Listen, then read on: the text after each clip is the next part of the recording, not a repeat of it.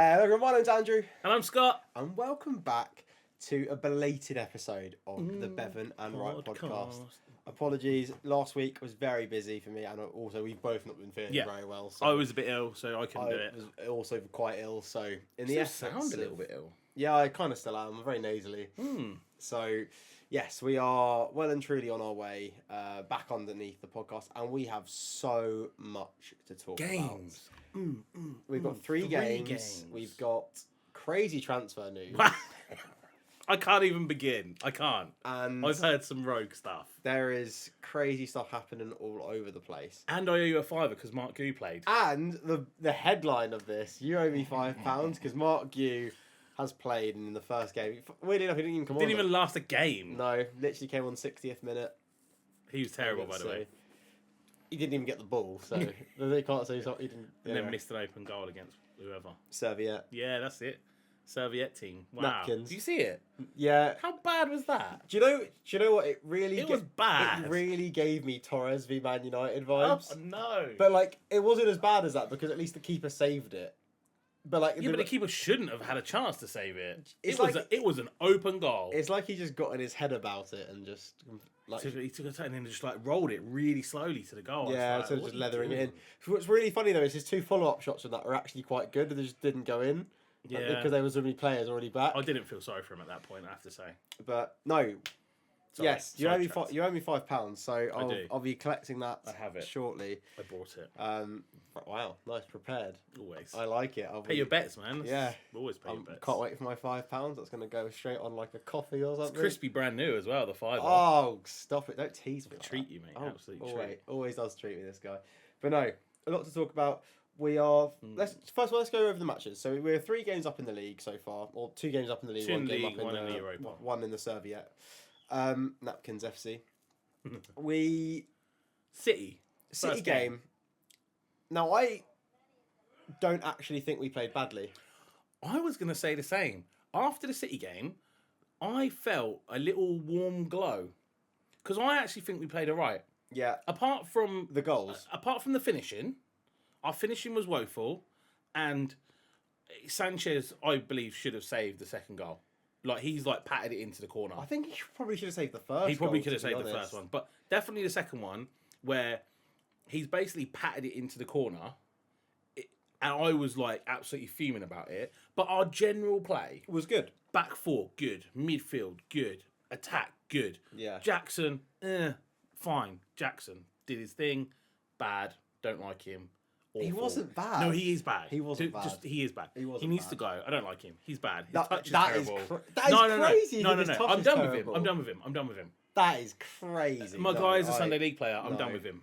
He can't score. He can. Okay. He literally scored. A header from 4 yards out. I'm surprised he scored that, if I'm honest. I'm done with him, watching the 3 games that we've played this year. I disagree. I'm done. Anyway. I know. He's terrible. We need a proper striker. He's not terrible. We can't go through the season with Nicholas Jackson being awful at football and not scoring. He's not awful at football. He's awful at football. No. He's awful right. At football. I'm gonna. No, his touch is bad. I can't defend his finishing. He can't run. His finishing is terrible. He can't run. No, he runs like he runs the channels every single game. He holds the ball up really, really well. Brings players into the game. He got the assist to Cole Palmer's goal against Wolves. He's uncoordinated. So many assists. He's all gangly and uncoordinated. He looks uncoordinated, but he he's looks like a tornado in a trailer park. He has lovely flicks onto the other players. He has lovely flicks onto other players. He links up really well with the other attackers. We're a better team with him than without him. Your main centre forward scored some goals, and he did last season. Scored 14. That's more than any other. That's more than any other. How many did he miss though? Lots. He misses too many. It's his first season in Premier League football. He's 22 years old. He played football. He's 22 years old. How many big names have we seen struggle in their first season in the Premier League? I'm not saying he's a big name, just to clarify. but just to kind of come to the point, there are a lot of players that in their first season in the Premier League do a lot worse than he did. No, name 3. Torres at Chelsea. That wasn't his first season in the Premier League. Okay, fine. He was amazing for Liverpool in his first season in the Premier League. Right, Radamel Falcao. That doesn't count. Why? An elite level striker came to the Premier League, failed. Okay, game over. He's past it. There you go. I've already given you a player that did terribly in their first season. Yeah? 1. Heung-min Son's first season at Tottenham. Dreadful. It was really, really bad. Barely got a game. Yeah, didn't even play. I don't even remember his first season, to be honest. Exactly, because it was terrible. But he's terrible now. Bobby Firmino at Liverpool. No, he played really well. First season. Okay, he didn't score any goals, but he was good. Oh, okay. I wouldn't lay that on him. Oh, right. Okay. But he was Nicholas good. Jackson's just not good. But he is good. Who? Jackson is good. No. He is good. No, the ball bounces off him. You might as well put No, a tree he up doesn't. front. The only area of his game where I think he genuinely struggles to hold the ball up is when when it goes in the air. Like, because that's when he's generally not at his best. But ball at his feet, anywhere else, I think he's actually very good. So we've got a centre forward that can't score and can't head. His heading's improved. His actual last few goals have all been headers. So that shows he's improving. I know I can't get on board with him now. I was willing to give him a chance, and then I watched the first 3 games, and now I'm just like, I think that's crazy. Nah. I think you're very much in a minority. A lot of even professional football say they like Nicholas Jackson and his skill set, and they just need to add that ruthlessness to his game. no. Well, He needs to score. He needs to score goals. anyway, right. Man City happened. We played 2-0. They played all right. I We still played got well. a little warm feeling that actually good. I think it did give me the Fine. big impression of 2 things. Cole Palmer shouldn't be playing on the right wing in this system. Oh, and can we talk about Enzo at number 10 as well? And Enzo at 10 is not the right player to put there. What? That was bad. My only thing is, I actually think in terms of Enzo's played all 3 games, Yeah. and he's played it up and down all over the pitch. Mhm. I actually think he's probably been one of the best players in the team in these 3 games, even against City. And I'm gonna give you a bit of peace. I'm gonna give you a reason why, because I know you disagree with me already. The reason why I think he was good against City was because when he did get the ball, he was very, very good with it. I think my only concern is that the game, as soon as it gets he comes up against someone very physical, the game goes past him. That's the only bad thing about Enzo. But in terms of his on-the-ball quality, his passing range, his link up with the team, his actual organisation of the players around him, like the defence, for example, I actually think has been really good. And he's not a number 10. No. But he needs to be able to... I think he's more of an 8. He needs to be able to arrive in those positions where he can be deeper and play the ball, and also be in the higher positions where he can play the tricky little passes, because he's probably... Other than Palmer, I think he's actually the only other player that can do that. Especially the ones over the top and like these lovely weighted, lofted passes. I think that's really Enzo's game. And I think he played amazingly against Wolves. He played pretty well in the Serviette Cup, and he played very, very well against City. I just think he's playing the wrong position. I agree. I agree with everything you said. He did play well against Wolves. He played really well, but the whole team played well. So I think he just goes with the flow. I have a slight reservation about Enzo still. Like, he almost looks like he's playing at 70%, but I don't think he's good enough to do that. And then, like we said, I struggle to see a proper position for him. Like, he's not the most defensive-minded player in the world. He doesn't put himself about, so I can't have him as a defensive midfielder. He's not a 10, as we've seen. He doesn't score loads of goals like Frank Lampard did. He doesn't get in the box and finish it all off. He could be an 8, but then he's not box to box, right? Because he's not athletic enough to be box to box. He doesn't get up and down the pitch, but he's quick enough to be box to box. Technically good enough to do it. No, he is technically good enough, but in the Premier League especially, you need your box to box player to be really physically athletic and a good runner. He doesn't really do that. So then I'm like, okay, you're like a creative 8, which is fine if we have loads of the ball. And I'm okay that putting him in at home against the lower league teams. He can spread passes. He can wander around. He can do his thing. Almost a bit Pirlo-esque. Yeah? But I see Enzo very similar to Cesc Fabregas. Very similar. As in, I don't think he's at Cesc Fabregas' level yet. No, but he's only 22 years old, and I think that's also the True. crazy part. Because of his cost 100 million. Yeah, we're that is mad, expecting. isn't it? I think we're expecting like. But when you think about Cesc, Jose didn't necessarily always play him in the big games where he knew that we were going to run and we would need those box to box energy players. He would play him as a creative player when you're at home. But he would play him deep. Yeah, and true. Matic did all the legwork for Cesc in that system, and then very similarly to Kante did all the legwork. And I think the problem with what we have.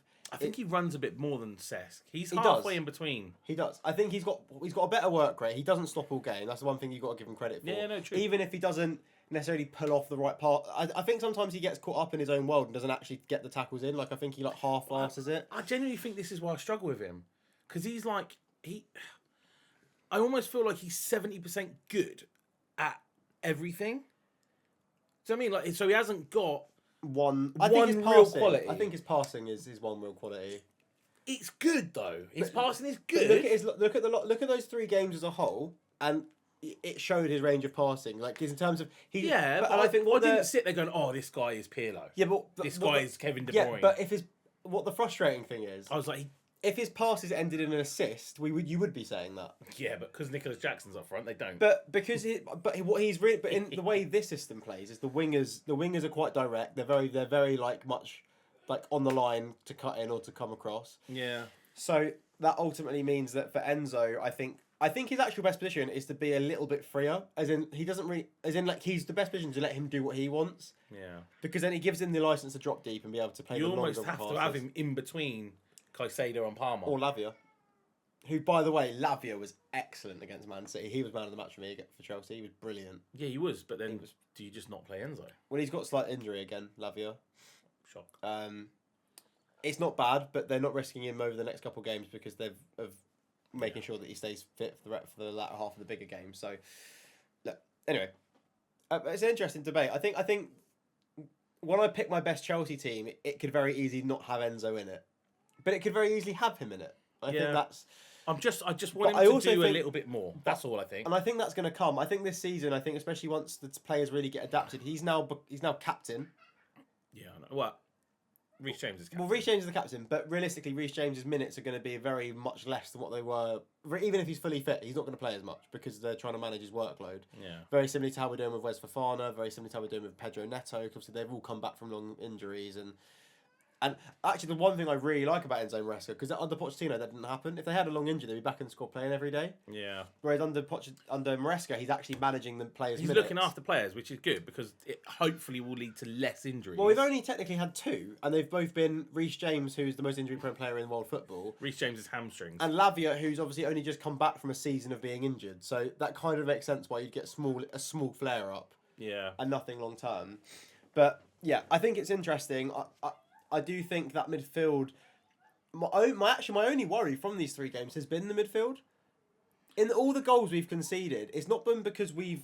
maybe other than the second goal against City, it's not been because we've defended really badly in terms of the centre-backs and the full-backs. They've not been poor. It's been the midfield that's been ran through. All the goals... Actually, all of the goals we've conceded have been because the midfield's been ran through. Who would you rather have in the midfield right now? Enzo or Kovacic? Right now. To be honest with you, it depends who they play with. Caicedo or Lavia? Because of the players they are, I'd pick Enzo. But if you told me he was going to play against Dewsbury Hall, I'd pick Kovacic. I just think the qualities of Caicedo... Kovacic. Just because of the qualities of Caicedo and Lavia, I think they cover up the ground for Enzo to play football. If that makes sense. I think I'd have Kovacic. I think he's wildly underrated. I like Kovacic, but I don't ever think... I think he was always a good player and never a world-class player, and there's a lot of big games... I think he's very similar to Enzo. But there was a lot of big games where Kovacic just went missing, like really missing, and I think that's why he was never... always guaranteed to start games. I always rated him, if I'm completely honest. I always thought he was really, really good. I rated his dribbling, but he wasn't really good at holding up the ball at all. If he got put under pressure, he could navigate a way out because he was very good at dribbling. Yeah. But defensively wasn't particularly strong. Horrific going forward. Couldn't play a pass, couldn't shoot. Other than maybe he would score 1 banger a season. He was that little in the middle player again, wasn't he? He's like that bit that... He was a carrier. Yeah. He moves the game forward. He'd carry the ball to the guys that could do it better. I think that's not absolutely sent at the camera there. Sorry, everyone. Hold on. There you go. Oh, no. Oh, that's worse. That'll do. That's good. Apologies to the world of YouTube there. But I think, it's interesting. I also... But then we went on to place... So we 2-0 against City... Interesting, we're fine whatever. With it, right? I wasn't expecting much anyway. I'm going to quickly move that back over again. Wasn't expecting much anyway. I do. It's annoying because I did feel a little bit deflated from that game because I was like, I just think that we lack that edge. I think I'd set my standard so low that you were happy. That actually I was okay with it. Whereas I was almost expecting us to get beat about 6-0. I genuinely was. I just didn't like the fact. I think we accepted losing against them. No, and genuinely I wouldn't. I want, like, my whole thing is I want Chelsea to compete. I don't want us top to win. 4. I want us to compete for the league title. I want us to try and win the FA Cup. I want us to try and win the Champions League, right? That would be my mentality for us. I want us to win.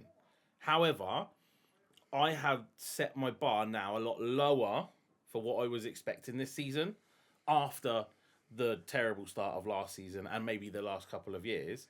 So the fact that we actually just kind of played well, I wasn't upset with. Even though, as a person, I would have wanted us to beat City and challenge for the league, I've probably now accepted that we're not going to do that this year, and then was just happy with the result. It was very interesting, I thought, in that game, because there was times where we were playing out from the back, and even though the match-going fans booed or like groaned at it, and Enzo Maresca reacted to the crowd going like, oh, like this. Yeah. Like, well, they saw the same things as we've seen previous. But we did it a lot better at City. As we did it better. The second goal was because of Rob Sanchez being dreadful. We still got stuck. But I don't think we did, because we played out quite a few times. I just think the problem is when we got out, we didn't have the quality to then get into the box and score. But that's when they turn around and come back. And then it's like, oh. But against Wolves, we had the quality. They played the intricate 1-2s and they got through the lines and they played well. They created chances. I didn't really see the game against Napkins, so I don't really have much to comment on that game other than the highlights. We've already kind of commented. You should have scored. We probably were a bit flat. I think that's the... I thought we were going to win by more, if I was completely honest. I think that was the process of making 9 changes. Yeah. I think what I've done especially is I've set my standards really low for Man City, and we've got beat but played okay. So then I'm like, oh, okay. So then because we've done that, I've upped my standards for the midweek game and thought we'll win 6-0. And then when we've not, I've been a bit disappointed. But we struggled and we struggled and we got through it. And Kunku penalty, we saw the balloon celebration. We love the balloon celebration. Madueke gets his goal, and then that set him really up nicely for the Wolves game, where Noni Madueke scores a hat trick. Palmer gets a hat trick of assists. Hates Wolverhampton though, doesn't he? That Big Noni, genuinely one of the funniest things. Did you know the mayor of Wolverhampton came out after the game? He's rattled the whole city. Really? Yeah, saying that Noni clearly hasn't been to Wolverhampton very much, but it's lovely. I mean, he clearly has. He is a shithole. Yeah. But yeah, very funny that it happened. Very tongue-in-cheek moment in the press conference afterwards, where he apologised, basically just laughing his way through it. I reckon he should have doubled down. Pissed off all the Wolves fans. Also, really funnily, I thought was Pedro Neto's celebration when João Felix scored that game. Yeah, he was loving it. The little jump up with his legs. I was like, what are you doing? He was loving life. He didn't give a shit. It was against Wolves. Got a really good assist to João Felix as well, and I think he did. He played well. He looks all right. And I think we saw a glimpse of what Pedro Neto is really going to bring to Chelsea. So very excited about Pedro. That was just a good game, wasn't it? They played. Yeah. I think that was one of those games where just everything clicks, right? Yeah. They play out from the back. The passes hit their man. The touches, even the balls where they're not looking are going in the right places. Yeah. I just think chances were taken. What do we have, like 8 shots on target, 9 shots on target? Yeah, and we got 6 goals. I saw our expected goals was actually less than Wolves. Yeah. They were like 1.9 and we were like 1.6 or something. Because of the brilliance of Noni Madueke. Big dog. Today got called up to the England squad. Yeah, he did. And I think he deserves well done, Noni. as well for his start to the season. He was probably our best attacker in pre-season. Yeah. He's looked sharp. Alongside Nkunku and Gu. Yeah. Brilliant. Did you say Gu? He was good in pre-season. That's not a lie. He was brilliant. He was very, very good. You're judging off this one miss. You're way too cynical. He's 18 years old. Give the kid a fucking break. I didn't say anything. But yeah, really, really good. I thought Wes Fofana and Colwill looked a bit more settled. I like that partnership against Wolves. I like it. I'm here for it. I still think there is a better centre back out there to go alongside Colwill. I think Fofana does not look as good as he did pre-injury, which is to be expected. I'm willing to give him time. No, I want him in the squad. I just don't think I just think there's probably a better centre back we could pair Colwill with, which we've been linked with as well in Benfica, another centre back. Oh, what are we doing? But that means the Sassy would leave, so I'm fine with that. Yeah, why are we buying more players? Fucking hate that guy. But yeah, really, really, really good. Noni Madueke deserves his flowers. Was brilliant. Rattled Wolves. Fantastic on that wing. And I actually think going forward, he that his right foot, especially because before probably when he first joined that first half season, only really used his left foot. Yeah. Whereas now that right foot's looking just as Both clinical is as good, the left. right? He can go in and very, out, which I very like. two-footed. And there's been a lot of videos of him training like away from the team, like in just smashing non-pre-season, right just practicing finishing. That's what they should do. Yeah, Jesus. and I think it really shows in the way he's playing. So Yeah, no, I agree. really, really good. So to sum up, we were not upset with the Man City game. Yeah. We were a bit meh about the Euro Conference League game. Yep. And we're absolutely buzzing. We're going to win the league about the Wolves game. Wolves game. So let's go. Yeah, I think I'll here wrap for everything it. up. See you later, guys. Yeah, we're going to win the league. Yeah. You heard it here first. Yeah. But no, good. But tonight, We'll be in. I think tonight's going to be another slog. I think is my feeling because we're playing on the game Serviette again. away. Thursday night. It's Servette, but it's Serviette. Serviette. The pitch is terrible. They've made 9 changes. Yeah, the pitch is crap, like really crap. Is it? So I think that's going to go against us because we saw what we were like when the pitches are crap in the US, and that did not aid us one bit. Still confident that we should win. Yeah, we need to win the should game. win the game. I've got no like doubt we're going to win. I think that. It's nice to see players like Renato Vega. I'm excited to see how he plays again. He played really well when he came on at weekend against Wolves. He looks good, by the way. There is one. I think he had a couple of nice Big moments. dog, yeah. There was one moment defensively which really worried me. But because they didn't score from it, no one batted an eyelid. We've just absolutely he basically sprinted forward, completely missed the ball, completely, didn't even go near it. Real Sunday League stuff. It was Sunday League. I'm here for it. And they got caked in behind. Luckily, Cole dug him out. But it was it was worryingly bad defending. It was rogue. It was awful. No, it was like I was watching first gen Kukurea again. We weren't watching the game, just FYI. Not together. We weren't watching it at all, were we? Because it wasn't on TV. No. We saw highlights. Yeah, the highlights. We saw highlights. We love the highlights. We weren't watching it. No. I was peeking through some American guy's window. Yeah. But no. Good. And I think he looks all right. I just don't want to hype him up because No. I don't actually think he's very good at defending. I just like he was a bit rogue. Yeah, he's a passion guy.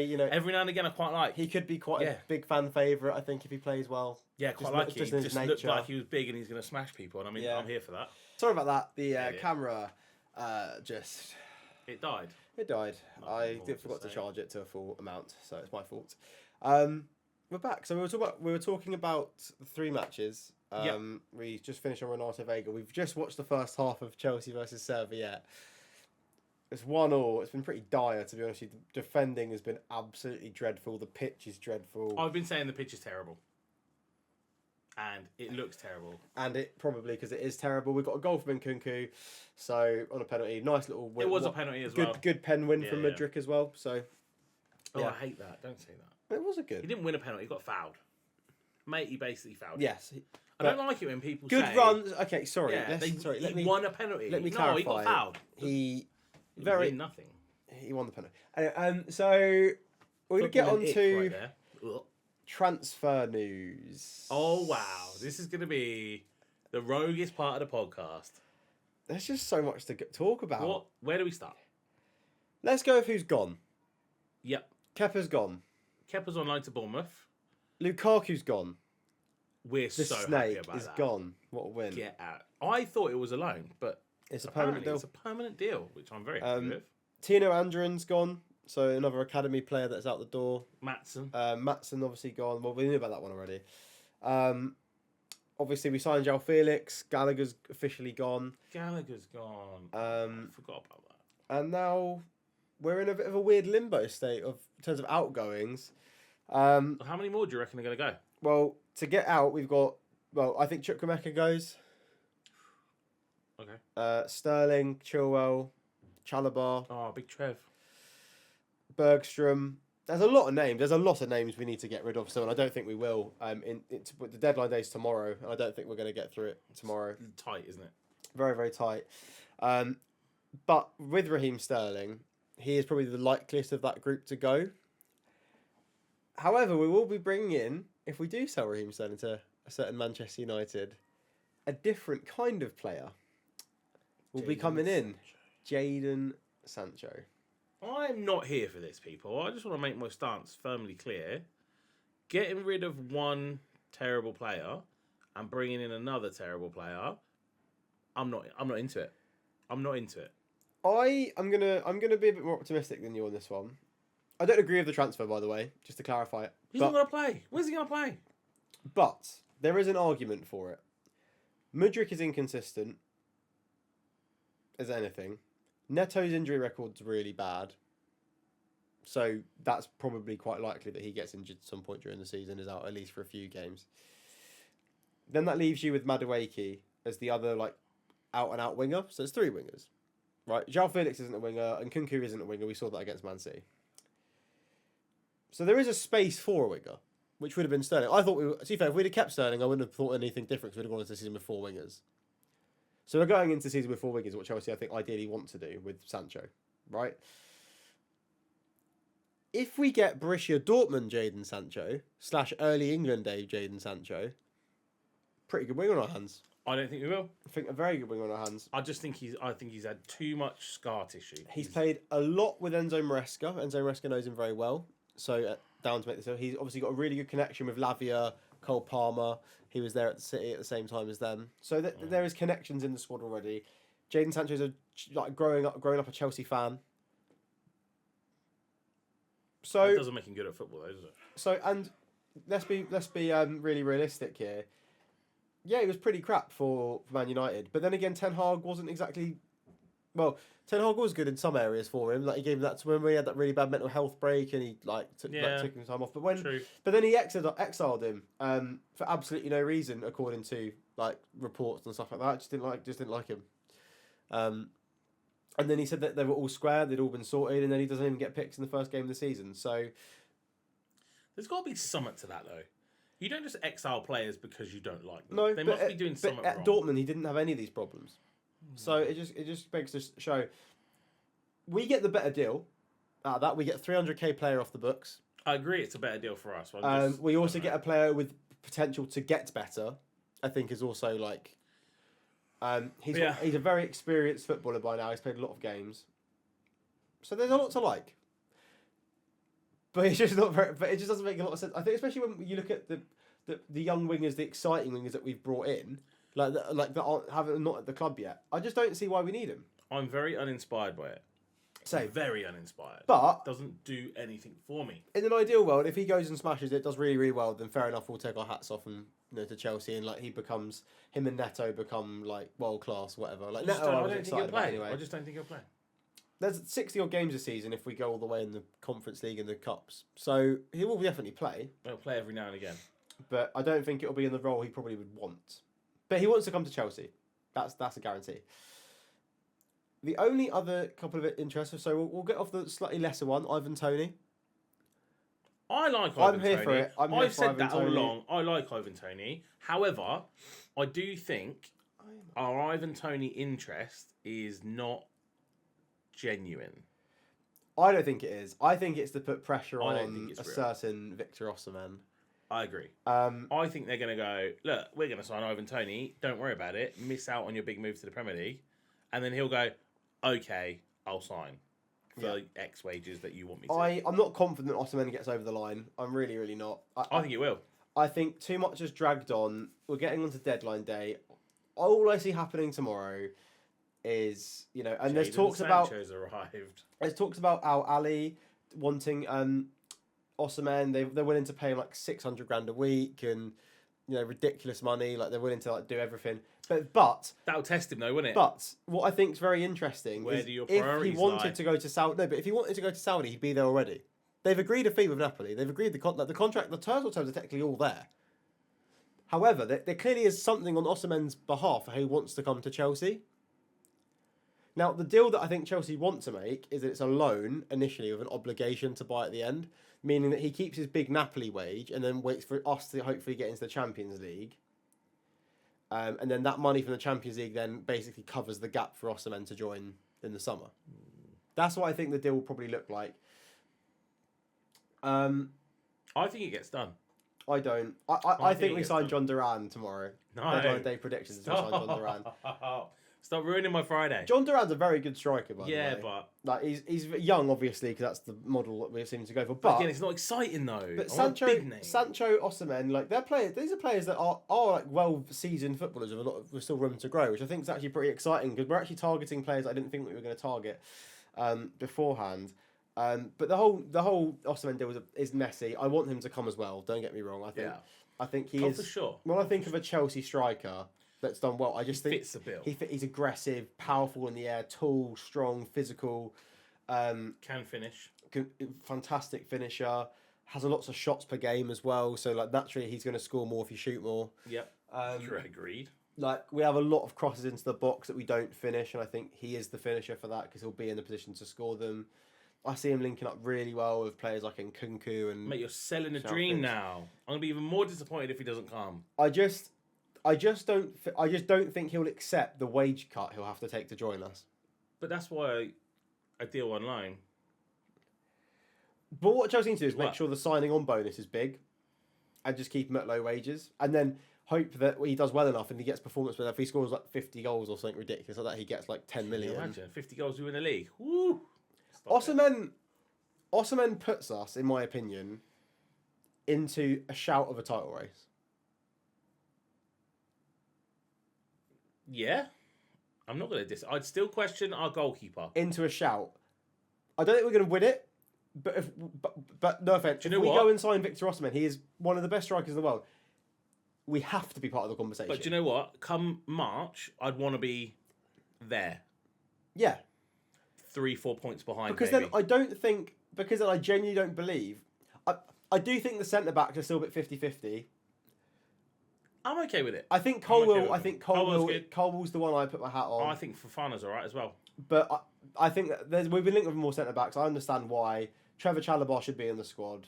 The Sassy is just shite. I'm also not a huge fan of Badiashile. Sorry, that was a yawn. I'm also not a huge fan of Benoit Badiashile. So no, he's been awful today as well. It's interesting to say the least, but it's rogue, isn't it? We're just doing rogue movements in the transfer rogue. market. Still, the one Sancho and Sterling really got me. I know we want to get rid of Sterling, but it really got me that they were swapping him for Sancho or 2 deals. It's because one in Chelsea can't one in, one out. One in, one out. This is the policy, and I think that it's makes a real sense. rogue one though. Really rogue. We are still a winger short in the squad. We've only got 3. What about that the young guy? Tyreek George? Nah. Tyreek George is on the bench tonight, and he's a winger. Obviously, João Felix as well. Yeah, I don't know. Oh, you look at these names though. These are big names. Exactly, We're an exciting I don't squad. think if Sancho doesn't join, I don't think we're short. No, we're not. But I can understand why we want him. Because it means Sterling's wages are off the books and we get a... I get rid of Sterling. I agree. Get rid of Sterling. But I just don't think you need to replace him. Realistically, honestly, we technically I really already have. We've just bought 70 mils worth of talent from South America that are joining next summer. We signed Mike Pender's bloke as well. Yeah, he's gone straight back to Genk, hasn't he? Who doesn't actually join until 2025. So the deal was agreed. That's like 3 months time. Yeah, deal was agreed. Joins in the beginning of the season. I know. So he joins then. So technically he doesn't take up any loan spots either, being at the club. Okay. So it's quite a clever deal. But yeah, it's going to be interesting. What is actually really interesting is a completely random topic. Slonina, who obviously is one of the other goalkeepers we have, on loan at Barnsley, got man of the match in his first 3 games. Did he? Yeah. He's playing really well. Bit good for that league then, maybe. I think so. I think he probably is. But as a young goalkeeper, he's when he needs to play football at a men's level. Oh yeah, for sure. So I think it makes sense. But it's interesting. It's just an interesting the American guy. Yeah. Yeah. I think it's interesting that he's doing really well. It would be nice to see that. I do think there will be a conversation even more so in a few years' time where we see this Penders bloke and Slonina, and then they suddenly become part of the first team setup, and then we're having the same conversation about ridiculously long contracts and not being able to shift Jorgensen, Sanchez, etc. Kepa. Well, Kepa is at Bournemouth, and I really no. Do you think Bournemouth won't buy him at the end of his loan? Though? Oh, absolutely not. But No there is a chance. massive part of me that really, really hopes that we let Kepa play against us. just so we can finally know what it feels like to have a fuck it, it's Kepa shot at For his... shots just go in and we'd be like, oh, that was a terrible shot, but it's gone in. Yeah, just to watch like Enzo just like do the worst shot in the world and just it fly in the corner. Dribble one in the corner and the keeper just flaps at it. It's sad to me because I want to be excited about the transfer stuff, but I genuinely don't have the hype. We've signed so many... Osimhen coming in would excite me. Excites me, but That would excite me. But I'm like tired of it. We've been linked with him for like the whole year. Like I'm just really tired of talking about Victor Osimhen. It's the same way when we used to get linked with like Hulk and shit. Like I'm just bored of talking about it. It does have those vibes, doesn't it? Like I'm just bored of talking about Messi. Do you remember when we got Messi linked with links Messi? and Wow. like fucking Rooney I was links. so here for that. Gerrard as well. Yeah, well Gerrard and Rooney weren't actually that far away. No, apparently Gerrard was really close. Yeah. So that would have been interesting, wouldn't it? I'd be here for Messi as well. Those rumours were fire. Yeah, because they really were thought he strong. was coming. Yeah. And then they just used it as leverage to get him a better contract at Barca. Bastards. Which is interesting. But, don't know. Scott, deadline day's tomorrow. I want to see Osimhen. We want to see Osimhen. That really does sum up how we're feeling about the transfers. What do you make of this going on now on TV? This game? Oh yeah, so it's a shite old game. It's half time. It's half time. It's about to kick 1-1. off second half. We're let a shit. goal in. We're shit. It's been a really shit half. The pitch is shit. It looks like a Sunday League pitch. The whole thing has been a bit every pass like bobbles along the ground and holds up and like has no. Every player has to cook the pass basically beyond belief to even get to the players they want. The best thing about what I've seen so far is that away kit is so good. Yeah, the away kit's the highlight. The away kit is so good. That thing is fucking sexy. That's coming in, isn't it? That's going to be in my basket soon. I've got it. So you've already seen me wearing it. I've got the home kit as well. Already seen me wear it. Third kit got dropped. That looks nice. So the third kit is nice. It is nice. I like it. The contrast, the black and the pink trim, so good. It's good. I'm here for that. Good couple of kits this season. 2 good kits this year. And you're not keen on the home one. The home one's grown on me now. I like it. It just goes against my own beliefs on home kits. It goes against my policies on home kits. No.